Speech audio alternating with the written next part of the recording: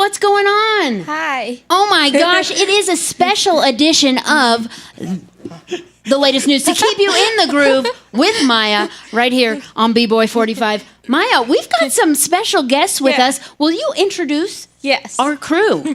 This is Ben Roy, Milo, and Dominic. Oh man, and of course we know this guy. He's a member of the Grolics comedy troupe. Group? Team? Trio? Team. Let's say team. Team. Yeah, I like team. He's also on the True TV show, Those Who Can't. Definitely get parents' permission before watching it. But Please do, please. But for teenagers, it's definitely a fun one, but check with mom and dad first. And Maya has contacted you, and you agreed to do an in-person interview. Hey. Which is so cool. Yes, I'm pumped, and this is super awesome that you asked me, Maya, to be here, because I lived in Denver for 17 years, so this is my home. Unfortunately, I don't right now, but someday I'll live back here again very soon. So, excellent. How are you? Good. Right? She's like, I can't handle it. So Maya, just so you know, a little background, Maya does a weekly show here every week, and she highlights different shows and stuff people should watch and check out. Of course, she did highlight Those Who Can't and all of the main characters in there. So we've already gotten all the info on you. And then when she said you would do an in-person interview, we were like, no way! Yeah. Because she has gotten quite a few phone interviews, but it is a pretty big deal to get an in-person interview. So thank you, sir. Maya, take it away, girl. What do you want to know? First of all, I have a problem with staring directly at the camera. It's the reason I'll probably be fired this season. I can't help it. It causes a number of takes, issues. This is my son Milo too. Just so you're wondering, I'm gonna announce it and put you on the spot, kiddo. You're gonna put me on the spot. Milo, how old are you, dude? I am 13. I just turned 13. He's like, I forget. It's a hard question. Sometimes I forget, but I usually forget low. Like, they ask me how old I am. I'm like, 22. 22 and they're years like, no, young today. You're not, Cody. So. Well, we're so glad to have you here. Yes. He's visiting. I love this. Awesome. Awesome. All right. Well, I guess I'm going to leave it up to you. Okay. She I'm is an the open boss. book, unless it's too personal. Okay. Take it away, girl. Okay, so who inspired you to start doing stand-up? Ooh. Okay. Well, that's a weird one. I never wanted to be a stand-up comedian. I didn't think that I would. It's weird how life kind of does that, you know, like it throws you into things you weren't expecting. I always played in bands, thus the nonsense on my arms and whatnot. But I always played music. That was my big thing. I was in a dozens. I still play in a band.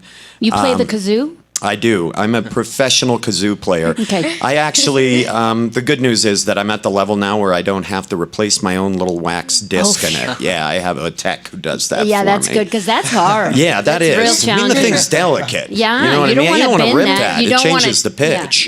Yeah, it's rough. Yeah. No, I had always played in bands. My wife, when we moved to Colorado, got a job at the Comedy Works downtown here. And it was a manager. Her name is Christy Carlin. And she convinced me to try doing an open mic night. And because I guess I would joke around and always make people laugh. And she was like, you should give it a shot. So it was totally random. There was no planning to become a comedian or anything like that. But it changed the whole trajectory of my life and where I've gone since then. So it's kind of being open to that kind of an idea. So... yeah, I don't know. And I see you were right there. You were going to ask me if I have a favorite comedian. Yeah. Who's your favorite comedian? Ellen DeGeneres. Oh, that's a good one. She's an amazing stand-up. Like, her... she's so funny. She is. I think she's known more as a talk show host now than as a stand-up comedian. But, man, she's amazing. She was so good, so dry and funny. My favorite... I mean, of the big comics, probably Jim Gaffigan. He makes me giggle and laugh. Because if you go to a lot of stand-up shows, I don't laugh as much anymore. I more see the craft. I try to dissect how they make a joke, and I'm like, ooh, interesting angle.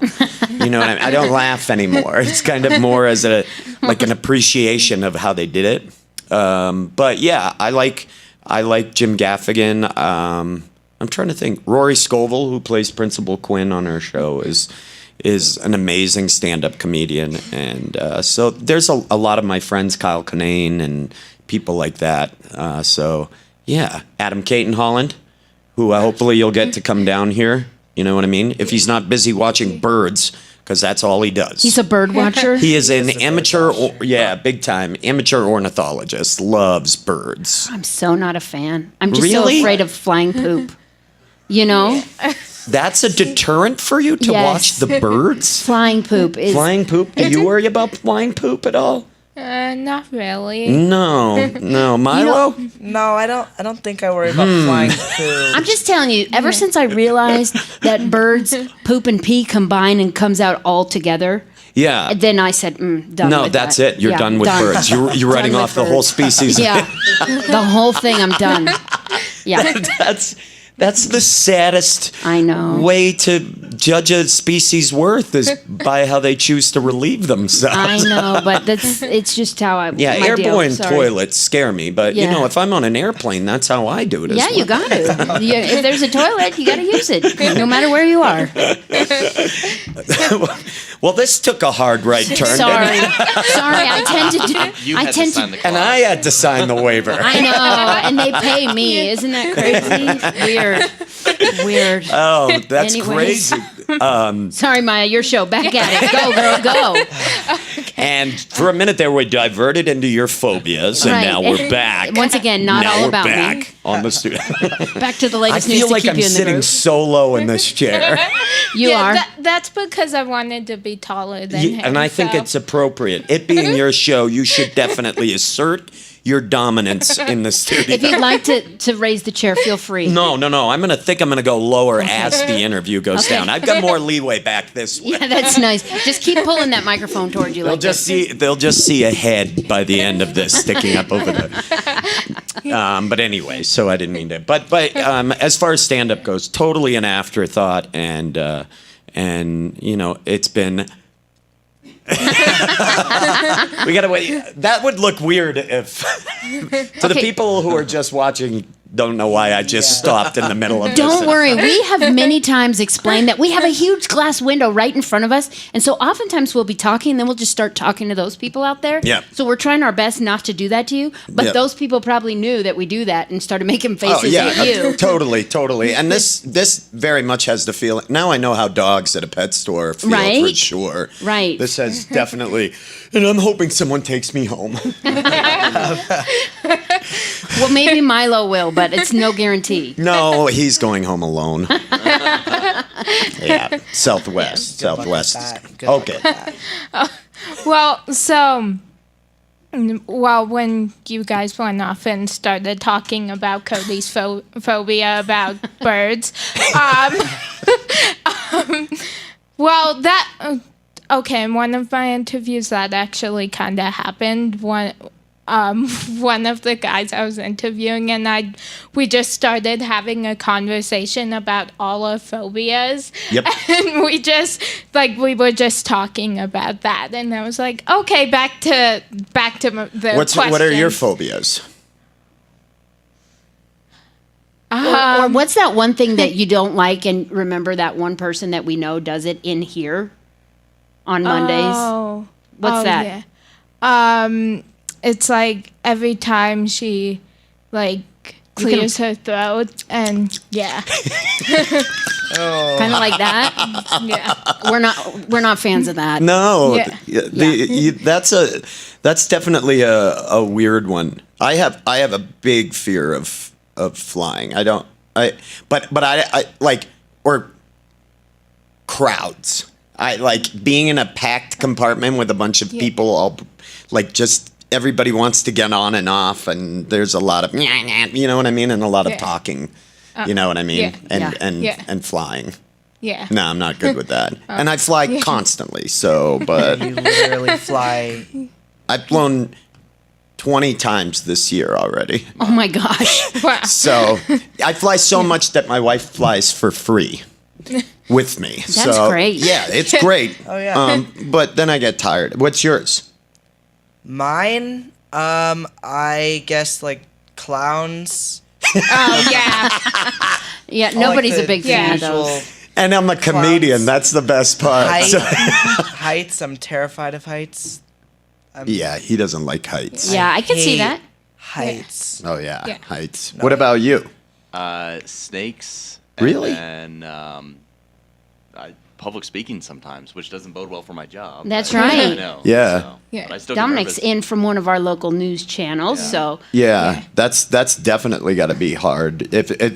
But there is a difference between true public speaking and performing in front of a camera. Or, Yeah, that's easier. It's like when you're talking to a crowd. Yeah. You know? It's Yeah. You still get nervous or? No, I've never really had a nervousness with being in front of people. I think that was like kind of a way that I coped with my anxiety. I have very high anxiety. I'm a very anxious person. Yeah. And so my way of doing it was to ease it was to try to like, so I don't, when I get up on stage, I think it's the only time I truly feel 100% like myself. The rest of the time I feel very like kind of nervous and awkward. Even when I came in, I'm just very, that's nothing to do with the station or cameras. It doesn't matter if I come into a new place, I'm like, my throat dries up and I'm like, you know that hard swallow you don't like where people, that's me. I'm like, where did all my saliva go? It's retreated. So that's, but that's, I totally relate to that, like that. But mine is public speaking, not in public, but in private. Okay. Private speaking. Oh, look, and now I got water. see, you just had to I hint a also little bit. do Thank not you so much. like it when I don't have a plate of brownies around me. Fresh baked brownies. Yeah, I mean, I that wish that would really do the bums trick. me out. It's a phobia of mine. Yeah, Phobia. we need some brownies. You know what? You're not likely to get that. You might get a popsicle here in the hospital, but I don't know that you're going to get brownies. You might get some Jello, but No, that's about it. Jello and popsicles are Yeah. good by me. Yeah. All right. Well, no, I also hate clowns, heights, snakes, like all of that. So But don't those seem like rational fears? yeah. Yeah. Yeah. Yeah. I Yeah, mean, they're normal things to be afraid of. yeah, heights. Yeah. That's I- yeah. Yeah. Oof. You should be afraid. Yeah, Yeah. I don't like heights. Well, Yeah. I'm not as bad. Yeah, you're I'm all right okay. with that. But But Yeah. what are the Yeah. clowns? Is it me? no, you're not a clown. I am one wig You away don't from hang being your a clown. face. A bright, colorful wig, and I'm a clown, kiddo. I hate to burst your bubble. Okay, whatever. You Actually, clowns have more talents than I do. I just have one facet of clowning. If I could juggle, would that be cool? Would you? Oh, it's only the clowns that are trying to be scary. Those clowns freak me out. What about clowns? Why do clowns scare you? I don't really even know, but I know.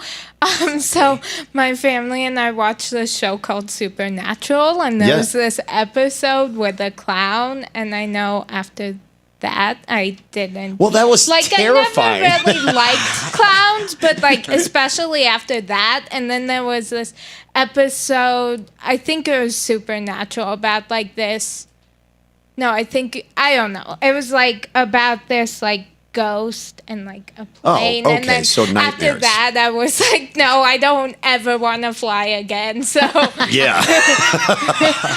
So basically, what Maya's saying is she should probably stop watching TV, but she loves it so much, and she knows more shows than anything. I know you are. So- You're like an encyclopedia with like pop culture and Yeah. TV shows. Yeah. It's pretty impressive. Yep. And you gave me a card. And then this isn't going to. Anyway. Maya, what else are you wondering? okay. So you along with Adam Caton Holland and Andrew Orvidal formed the Grawlix here in Denver. And so how did you all meet, and how did the Grawlix come about, and like how did you come up with that name? Okay, so the Grawlix, the name, just a little factoid for everybody out there. When you see in a comic book or a cartoon strip that somebody falls and they're like, "Argh!" and they just put an ampersand and like the pound symbol and an exclamation point, that's a Grawlix. Oh, That's I had what no those idea. are called in cartooning. So that's a Grawlix. We use a lot of choice words sometimes. Right. So we called it the Grawlix. I actually met Adam randomly. He sat down next to me at a bar, just sitting beside me, and we got to talking about. I was writing in a book, and I told him I was a stand-up comedian, and he was a writer for the Westward at the time, and he was like, "Oh, I've always wanted to try stand-up." So he ended up, it was totally random. I just met him sitting there, and then slowly we became friends. Andrew, I mean, truthfully, no one likes him. I'm going to be 100% honest. I don't know how he got in the group. I think we invited him over for dinner one time, and he just didn't stop coming. Yeah, you felt bad. He And didn't have I mean, anywhere the to go. mustache is pretty great. You know, when you can get a big push broom mustache like that on command. You know, it takes him only 4 hours to grow that full mustache. No, he was just like. Andrew was always, I think he's the funniest out of all of us. I mean, he's the funniest on the show. Milo says yes. He's the funniest. He's the so funniest. funny. He's so funny, and he's the funniest stand-up. It was kind of a no-brainer when we started all doing stand-up. We were just like-minded. And we all have a very similar work ethic. You know, we all work really, really hard. We have a lot of fun, but it's a stressful job, and there's been a lot of. This is 5 years of the show from the time the concept came about till now.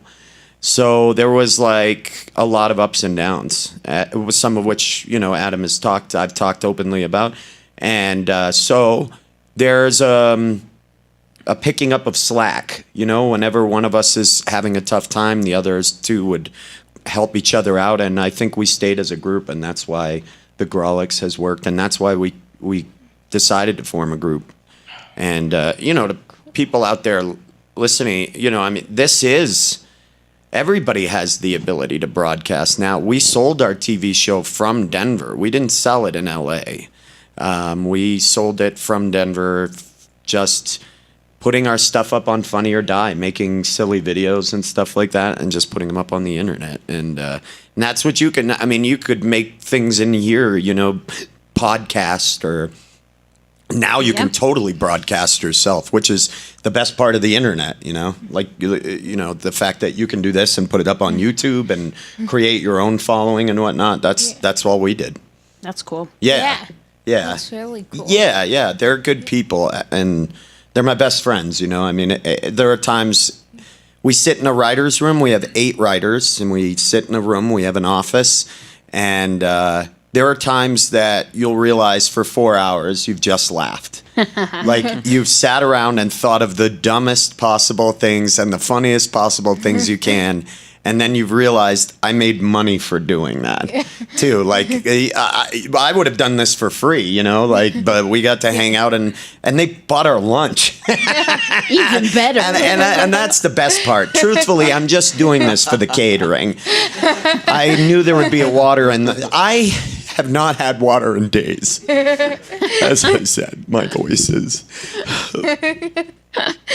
What are you looking at? It's okay.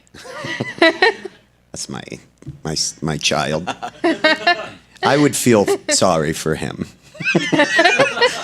But anyway, I hope that answers it. But yeah, It was a good answer. Yeah, I liked it. Like-minded people. So Cool. Dominic, I know you had a question. Yeah. So Mike gave me homework to watch some of your stuff, and we watched your Marriage Doesn't Stink stand-up, and my wife the whole time was just looking at me, like shaking her head, like, see what he's talking about? Yeah. So she loved that. But we both love stand-up, and coming from someone who reads off a teleprompter, I'm amazed at, how do you remember everything, especially if you're up there for, 30 minutes or an hour? Like, do you have tips or tricks that you can remember all your jokes and not like you don't miss a beat. So how do you do that? Well, do you write everything that you do on the teleprompter? When I'm in the field, I do, but it's kind of a collective effort for our shows. But a lot of times it's just like footnotes or something. I wish I could tell him to put his cheeks on and blow on the glass. We've been known to do that. But the deal with it is that, they're like, Cody, there's so many germs in the hospital. Don't encourage kids to lick the window. And I'm like, I won't encourage them, but can I do it? And they're like, whatever you want. But just don't encourage the kids to do it back. So there you go. He was so cute. Right? It's easy to get distracted here. No. Right? I'm just thinking about the answer. I think it's the same with lyrics. It's the same. I get labeled a rant comic because of the style, where it sounds like I'm just rattling off things. But I definitely memorize it, and it takes me a while. I have a microphone with no cord at home, and I just sit and pace and talk to myself. And pretend there's a crowd there and just blah, blah, blah, blah, blah, blah, blah, blah. Which sounds like I sound like a maniac in the house because I'm just like, like just going off on some topic. I'm sure my neighbors can hear me at points because I'm pretty loud. You're very loud. Yeah. But No question. I'm so sorry for everything. I want you to know. I'm just going to get a little lower in the seat here. But I think this sounds hippie-like or something, but I feel it. Yeah. If that makes sense. Like, same with, I just know where it's going. I don't know and I think it's because it comes from me, So if an hour of material is a year's worth of investment. I mean, it sounds silly, but for 60 minutes of material, you've got to spend an hour a year on stage working on that stuff. It takes forever. For every joke you write that's good, there's 4 that are terrible and the crowd never reacts to. And those are the ones you really like. I'll tell you that right now. It's the ones that don't hit that you're like, what is wrong with people? This is brilliant. So I think that you become very emotionally attached to your jokes, so you start to remember them and, plus, I'm up on stage. I mean, it's 6 shows a weekend. If I'm at a club, it's Thursday through Sunday. I'm at Comedy Works South this weekend, and it'll be, I'll do 5 shows in 3 days. So it becomes a recitation that it's like a part of yourself. But I also think, anything that you create, like the back of your hand, and that's a big part of it. Okay. But there are a lot of comics who don't. There are a lot of comics who take notes on stage. I will tell 5 jokes in an hour. They're long. I tell long, drawn out stories, as you saw. All my stuff that's why I haven't been on late night. Adam and Andrew have, but they tend to write shorter, more truncated jokes where I tell just longer stories, and the longer stories just don't, people's attention spans, it doesn't feed well digitally. It works better live, so I prefer to do this live. And as you can see, I'm a hoot live. Yeah, that's you. I am crushing it right now with the awkwardness. That's a big thing. You got to make a room real awkward. Well, and you know what? We're real good with awkward because we don't mind pauses. We don't mind nothing. Nobody talking, silence. We don't mind that. Oh, I hate that. Yeah. Oh, that's why I talk so much. Yeah. That's like I'll fill it with an uncomfortable. Can we breathing. make you feel really awkward right now? No, we're not going to do that. See, I'll burst that bubble though real quick. He's like, stop. You'll just see me and stop, God. Cody, don't do The that. silence, to me. it's deafening. But because we're trained in a comedy club to not want silence, you don't want that. Silence is bad. I'm joking about that. I love pauses. I love silence on stage. I like taking a room to where it feels so uncomfortable. And then the laugh comes much easier because everybody's waiting to laugh, you know what I mean? Yeah. So, Yeah. but yeah, I think that is a good question. Truthfully, sometimes I don't know because I'm impressed at what I'm incapable of remembering. Huh. You know, I'm very,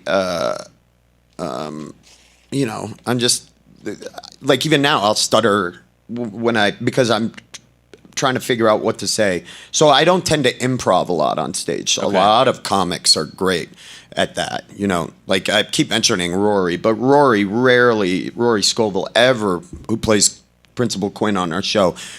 When we film the show, his parts might as well just be, it's like Fairbell says something, Shoemaker says something, then Quinn, and then just a bracket that says Rory's going to do something here because he doesn't say what we write down. He improvs so much of that show, which is a nightmare for closed captioning people, which is something no one ever takes into account. Closed captioning is a real job and something someone has to do. Very important. Yeah, huge job. And if that person is not sticking to the scripts and the lines that are on there, someone has to transcribe that Yeah. and fix that. And so it's That's super. rough. But he's so funny and he's gifted at. That makes me insanely nervous. That's where I freeze. Like I'm fine on stage with the band. I've been in front of 9,000 people doing stand up. I've been in front of a lot of people playing music. That's the one thing. If you tell me to get up in front of a large group and I don't know what I'm doing in front of them and just entertain them, that's when I'll choke. I'll freeze real bad. Oof, that scares me. Yeah. Well, so how did you and Adam and Andrew come up with the idea for Those Who Can't? Oh, there was already a web series which people can watch. It's on Funny or Die. It's called The Grawlix. And it was a whole web series. There are 10 episodes of it. We wanted to create a show that was basically behind the scenes of us making a live show we did in the Highlands at a theater called the Bug Theater. And they're amazing. And so we did this live show. Hey, man, how are you? He's like in full getup. Yeah. Yeah. He's serious. This guy works for a living. Yeah. Is he a surgeon? He has surgeon written all over it. He might be. Yeah. Yeah. But it was based on the show. We wanted to make characters that were the inflated versions of the worst parts of ourselves. So Adam's character, Lauren, is super arrogant, which Adam is kind of arrogant. He wouldn't be to you or anything. He's a very likable guy. But he went to a good college, you know what I mean? And he brags about it. And I went to Wesleyan, you know, and I had a job. And and I'm a writer, you know. He's kind of an arrogant dude. He wears nice sweaters and whatever. And then I'm kind of an emotional person. I'm probably the most emotional. I cry at the drop of a hat. I also am the most quick to like get angry and lose my temper in the writer's room if I don't get my way. I'm just kind of a, you know. And then Andrew was crazy stupid. So that's... And the best part is Andrew's not here to defend himself. And that's why we do this. No, Andrew, they often say that playing a buffoon on a show is very difficult. It takes very smart people to play buffoons, you know, to play the rube in a show. And that is true. Andrew is a very, very intelligent person. His character is the most...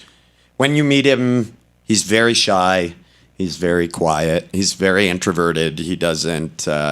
He's just the quietest out of all of us, and he's very, very intelligent. But he created this lovable kind of moron, you know, like who falls from the rafters. He's like indestructible in the show. That was the thing. Like he's completely he can't die because he doesn't realize it.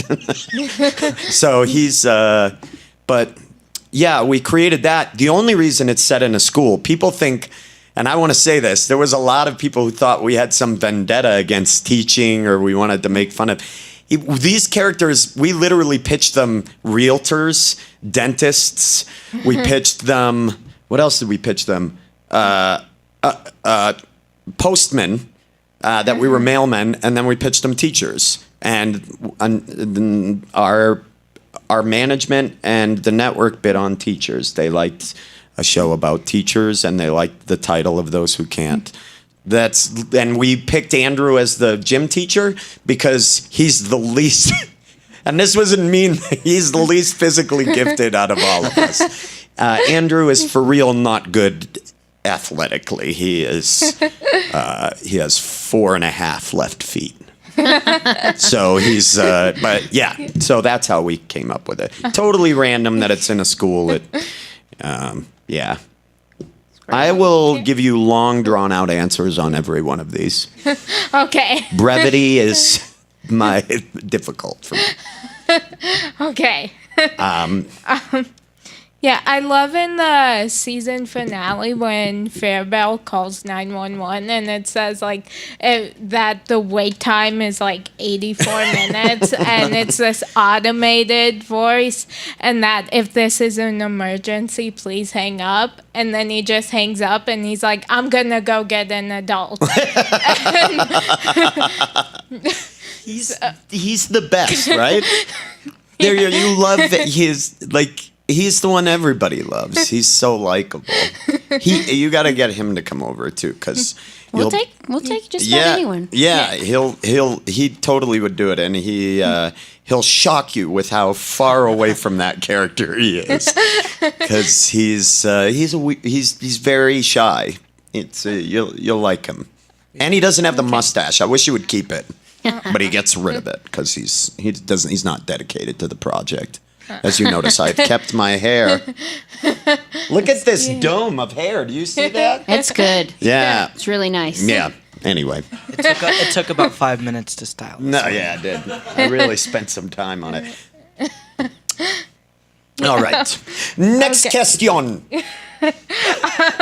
So, you're an actor, stand-up comedian, musician, writer, director, and producer. Made me Whoa. tired. She just read your whole resume. I know. That's making me exhausted. Are you equally passionate about all of these, or is there one that's your favorite? Oh, there's one that's my favorite. I would give all of this up for music. Yep. In a heartbeat. Yeah. If I was handed it all and they were like, you can't have stand-up in the TV show and music, you can only pick one.